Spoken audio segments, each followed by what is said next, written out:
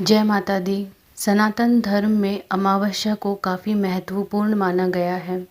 वैसे तो हर महीने के कृष्ण पक्ष की 15वीं तिथि को अमावस्या कहा जाता है, लेकिन अलग अलग महीने में इसका महत्व भी अलग होता है।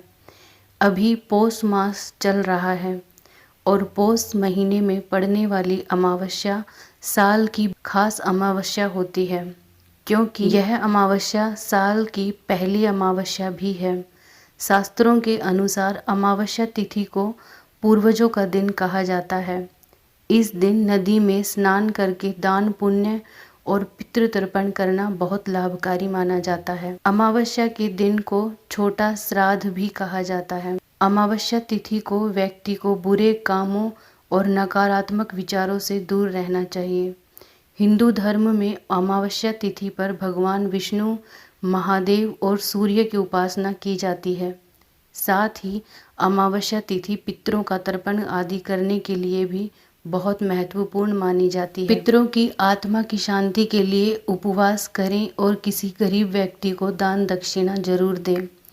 यदि आप पितृदोष से पीड़ित हैं तो पौष अमावस्या का व्रत रखकर पितरों का तर्पण अवश्य करना चाहिए। ऐसा माना जाता है कि इससे शुभ फल की प्राप्ति होती है और आपके घर पर पितरों का आशीर्वाद हमेशा बना रहता है। पौष अमावस्या की व्रत कथा। गरीब ब्राह्मण परिवार के घर पर एक बहुत ही सुंदर और गुणवान पुत्री थी, परंतु गरीब होने की वजह से पुत्री का विवाह नहीं हो पा रहा था, जिस कारण वह ब्राह्मण परिवार बहुत दुखी था। एक दिन उस ब्राह्मण परिवार के घर एक साधु आए। ब्राह्मण परिवार ने उस साधु की बहुत आवभगत की, जिसे देखकर ब्राह्मण बहुत खुश हुआ। उसने ब्राह्मण की कन्या को लंबी उम्र का आशीर्वाद दिया और कहा कि इस कन्या के जीवन में विवाह का योग है ही नहीं। यह बात सुनने के बाद ब्राह्मण परिवार बहुत दुखी हुआ और उन्होंने इसके लिए कोई उपाय बताने के लिए निवेदन किया। इसके बाद साधु ने कहा कि यहाँ से कुछ ही दूरी पर एक गांव में एक धोबी का परिवार रहता है, जो कि काफ़ी संपन्न है। यदि आपकी पुत्री उस धोबी की पत्नी की सेवा करे और वह धोबिन इस कन्या की मांग में अपना सिंदूर लगा दे तो इस कन्या का विवाह हो सकता है। अगले दिन से ही ब्राह्मण की बेटी अपना मुंह ढककर धोबिन के घर सुबह सुबह चली जाती है।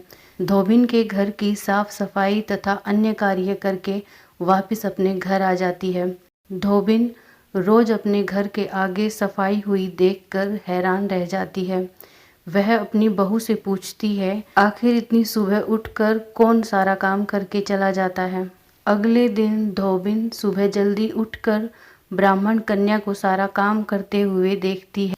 जब वह जाने लगती है तो धोबिन उसे रोककर उससे पूछती है कि आखिर तुम कौन हो और क्यों मेरे घर का काम करके जाती हो। ब्राह्मण कन्या ने धोबिन को सारी बातें बता दी। ब्राह्मण कन्या की बात सुनने के बाद धोबिन ने अपना सिंदूर कन्या की मांग में लगा दिया। सिंदूर लगाते ही धोबिन के पति की मृत्यु हो जाती है। इससे धोबिन हार नहीं मानती और आंगन में लगे हुए पीपल के पेड़ की 108 बार परिक्रमा करके भगवान विष्णु से अपने पति का जीवन लौटाने की प्रार्थना करती है। उस दिन पौष अमावस्या थी। ईश्वर की कृपा से उसका पति पुनः जीवित हो जाता है। ऐसा माना जाता है कि जो व्यक्ति इस पौष अमावस्या के दिन स्नान करके पीपल के पेड़ की परिक्रमा करते हैं, उनकी सभी मनोकामनाएं पूरी होती हैं। आप सभी का दिन शुभ रहे, इसी मंगल कामना के साथ धन्यवाद।